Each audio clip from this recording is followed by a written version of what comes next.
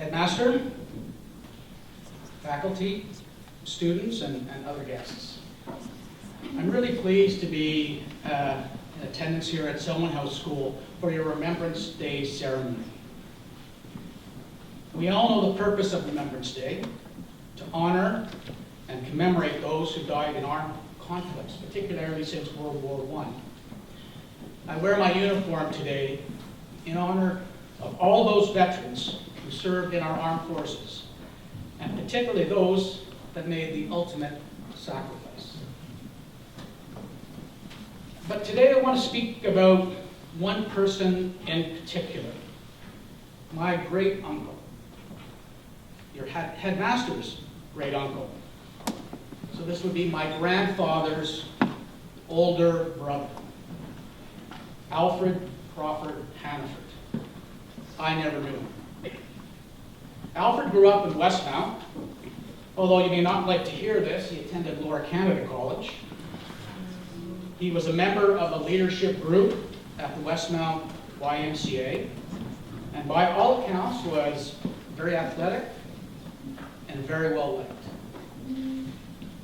When World War I broke out, Alfred volunteered and enlisted in the Canadian Grenadier Guards 87th Battalion as a private. He started his military career inauspiciously, as the documents I have read about his service indicated that upon his arrival in France, he was sent back behind the lines because his military kit was not in good order. However, once those issues were addressed, Alfred distinguished himself as a soldier and a military leader, and fought in some of the most famous Canadian battles of World War I. As I mentioned, Alfred enlisted as a private, but he received 2 battlefield promotions, rising to the rank of captain in a short period of time. And then came Vimy Ridge, the battle that many historians say helped to define Canada as a separate and independent country. Alfred fought gallantly at this historic battle and received the Military Cross, one of the highest military honors in the Commonwealth. So the Military Cross is the one on the left. Here is the citation.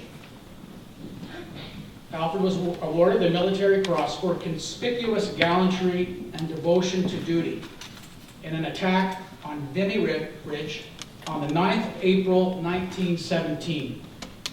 With the enemy on 3 sides, he consolidated a position, operating a Lewis gun himself, and maintained himself under heavy fire until relieved.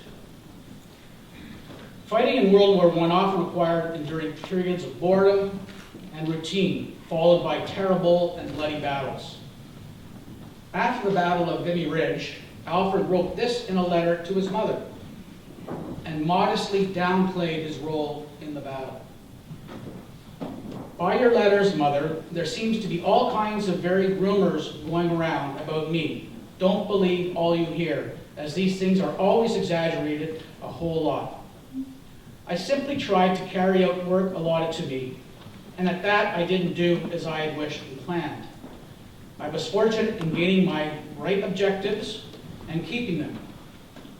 I know it was God who helped me, and all I prayed for was his guidance. I remember standing in the jumping off trench on the morning of the attack, waiting for 0 hour. I offered a little prayer, and it was answered. And believe me, Mother, a man realizes out here that he can't get along without God's help. Alfred continued to fight after Vimy Ridge, and on September 2nd, 1918, he won his 2nd Military Cross, fighting in the Arras-Cambrai sector. This is something only a handful of Canadians were awarded in World War I. And if you look at the Military Cross, you'll see the bar on the ribbon above. That signifies that Alfred won it a 2nd time. So it's a Military Cross with bar. I won't read the entire commendation, but in summary, Captain Hannaford, under conditions of heavy shelling, displayed great courage in directing and encouraging his men. My great-uncle, Alfred Hannaford, is a true Canadian war hero. Sadly, he was killed in action shortly before the armistice that ended World War I. In a letter, his commanding officer, Lieutenant Colonel F.S. Meehan, wrote to Alfred's mother on his death, and he said, "He was known affectionately to us all as Hanny, and no death has affected us so deeply as his. He died in battle, leading his men who he loved and who loved him. I know that no words of sympathy can make up for your great loss, but that the sympathy of every officer and man of this battalion can lighten your grief in any way. You have it in the fullest measure. It does seem hard that neither you nor any of us shall see him again." Captain Alfred Hannaford is buried near Mercantile, France, in the British Military Cemetery. I never knew him in person, but his memory lives on. I encourage every one of you who has any connection to a soldier who fought in Canada's wars to research this person. Records are freely available for the Canadian government. Find out about this person's contribution and the sacrifice, and pass that information along to others in your family. That is an act of remembrance in itself. I want to close with the famous poem written by Dr. John McCrae. It's a very symbolic poem to me, as it was written at the time of World War I, and speaks of the graves of fallen soldiers resting in France, and asking that they not be forgotten. Every time I hear this poem, I think of Alfred and the sacrifice he and other young soldiers made. In Flanders fields, the poppies blow, between the crosses, row on row, that mark our place. And in the sky, the lark, still bravely singing fly, scarce heard amidst the guns below. We are the dead.